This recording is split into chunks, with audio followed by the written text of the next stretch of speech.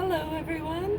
I made a video about this a topic, but then I'm remaking the video because sometimes I realize I'm saying too many times, and I would prefer not to repeat myself 1,000 times. So, anywho, I'm gonna be mentally conscious of how I'm speaking as to not be so repetitive. So I want to talk about what I believe every man and woman needs in order to be in a healthy relationship. And not only just with themselves, but with someone else. And I can speak on this topic because I've been full circle. Um, there I go. I said, I'm going to try and catch myself. Anyhow, what I want to discuss, because I made a video not too long ago about what I think every woman needs. I'm going to talk about what I think every man and woman needs and what it should be of utmost importance to them before they decide to cohabitate or get married. So, anyways, I had to put on my lip gloss because I like my lips to be shiny. So, I want to talk about what I think every man and woman should work towards prior to joining their lives with other people. Well, I joined the military when I was 19. Shortly after that, went through a series of events, ended up getting pregnant, got married, had another baby, ended up giving up my military career. I got an honorable discharge way back when. It's a pregnancy discharge, chapter 8. And so gave up my military career to be home with then our girls, and I was completely reliant on that other person's paycheck to survive. And that wasn't so much a problem. Back then we lived within our means. We didn't have much. We had macaroni and cheese and Totino's pizzas, and we lived very simply. And, we had things here and there. We would splurge on things together. But mostly my shopping, was basically I would go to the thrift store and so it wasn't a problem. I love the thrift store. I don't have a problem with that. But I can't tell you how challenging and difficult it was to be married to someone who was abusive and terrifying. And I remember I went to the thrift store and bought a lamp one day. I think it was a $2 lamp. And one day comes home, I think the girls were asleep, and he exploded about this lamp. Like, I had this terrifying outburst because I bought this lamp and I didn't check with him before buying it. And I was terrified. And so that's how the relationship went. He made the money. I had to check in with him before I bought anything. And it was just like being in prison. Like, I guess prisoners, you have to go to the canteen, then they give you your money, and then, they say what you're allowed to spend it on, or you get to go to, I don't know what it is. I don't know. I don't know anything about prison, but that's exactly what it was like.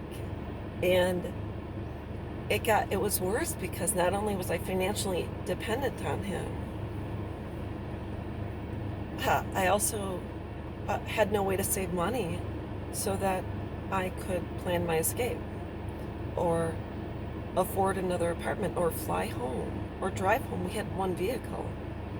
And so it was really something else. So it wasn't until my girls were about 8 and 9 and I started to work, even though it was part-time.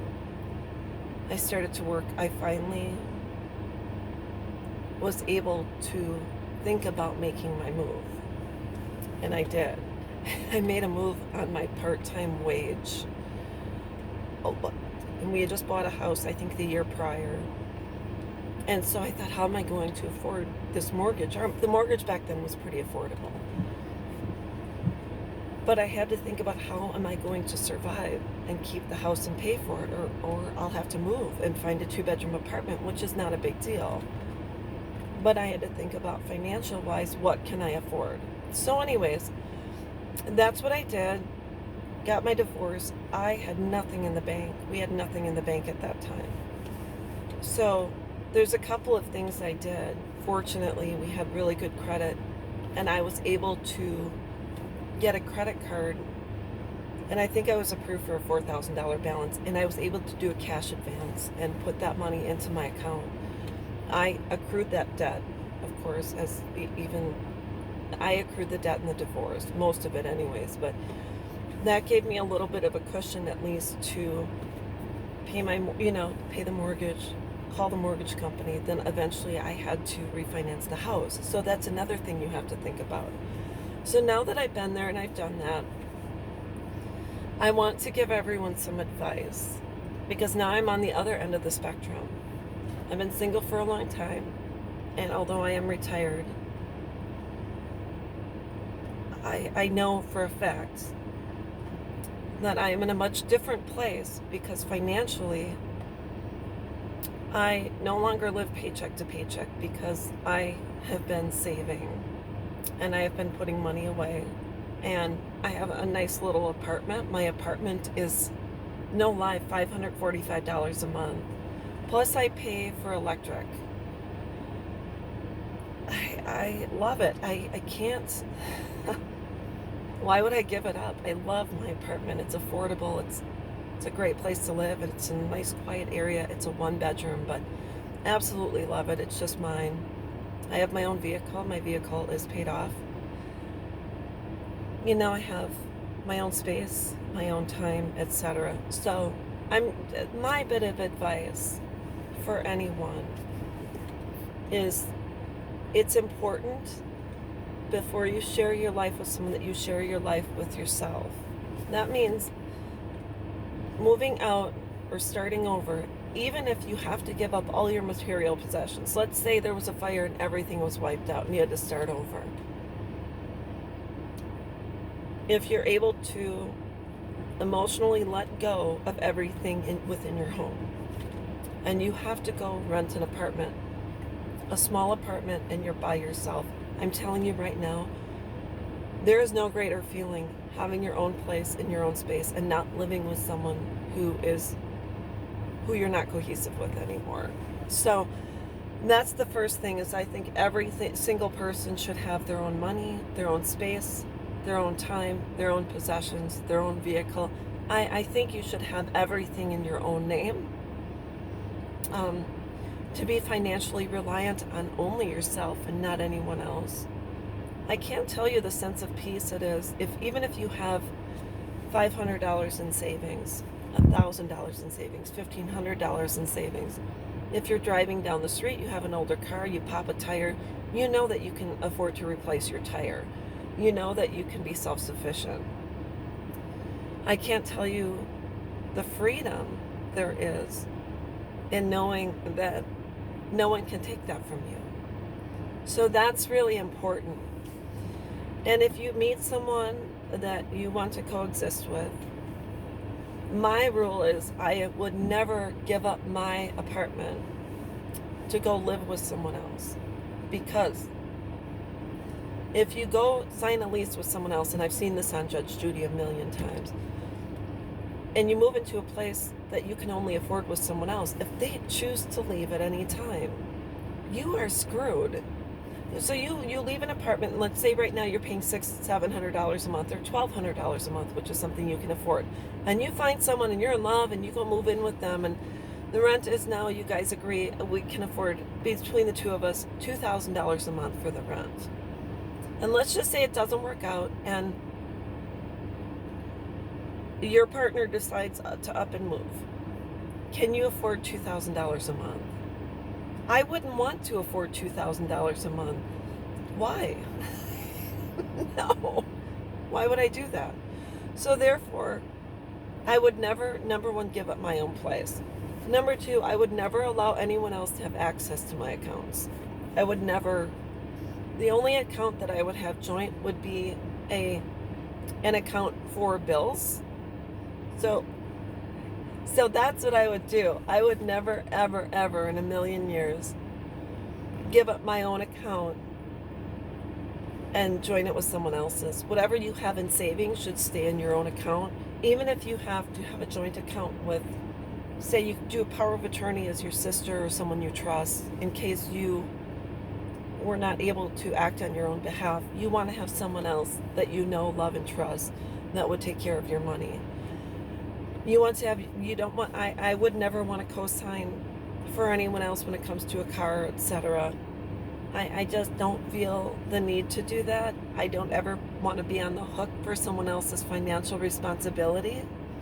So therefore, I personally would never, number one, give up my apartment unless I was married to someone. And number two, if the place we coexisted in was our place and I could afford it by myself. And then if it doesn't work out, can I refinance the house or afford the apartment by myself? Or if I plan on moving, can I afford to move, and can I afford to find another apartment that was equal to what I had before? So to have your own space, time, money, etc., there's a sense of freedom when it comes to having your own security. And it's not that, I believe if you join your life with someone, you can join your life with them, but you don't have to lose yourself in the process. And if the person you plan on being with doesn't agree with anything you're saying, or doesn't agree with you having things separate in that aspect, you're probably not with the right person. And that's just my opinion. You can choose to have any relationship you want, but the person I plan on being with is someone that would encourage my individuality, respect my decisions, respect my choices, and respect my space. You don't have to give anything up in order to have a healthy relationship. You can simply coexist with someone and you can have a healthy relationship. And you can both make your own decisions regarding what you want to do with your own money. My personal thought about that is you have one joint account for the bills, if you're splitting the bills. And you each have your own separate account for your own money, or the remainder of your own money. And you should never have to ask that other person permission if you can spend money, or whatever the case may be. And also, you have to realize that it's not my business what my partner does with their money. But if they opt to live paycheck to paycheck and I don't,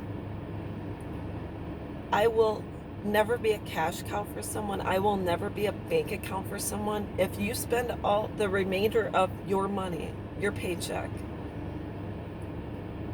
that is not, to me, you're not a child. I'm not your mom. If you don't know how to, and the thing is also you have to think about before you coexist with someone, how are they with money? Do they have a cushion? Not the same cushion as yours. Maybe you have less money in the bank than them, but your partner should be able to sustain and maintain their lifestyle on what they make, and there should be money in the bank, because if something happens that you both have to replace something in the apartment or home, that can come out of the joint account. But other than that, when your partner wants to buy a vehicle, wants to go get a motorcycle or a boat or four-wheeler, or go on vacation with his buddies, that's great, but they should be able to maintain the same life they maintained before they met you. If they can't afford it, they can't afford it. That's just the way it is. So that's all I wanted to talk about. Those are just my suggestions. You can do whatever you want. I'm just telling you my personal decisions and what works for me. And all I know is because I live this way and I'm not dependent on anyone else, I will never get caught up in a situation that I don't feel I can get out of. So someday I may get married again, and someday I won't. But all I know is for right now, I have freedom, I have security, and I have peace because of these decisions. So I hope this helps someone else. I hope you learn from it, and I will be back and we'll talk soon. Bye-bye.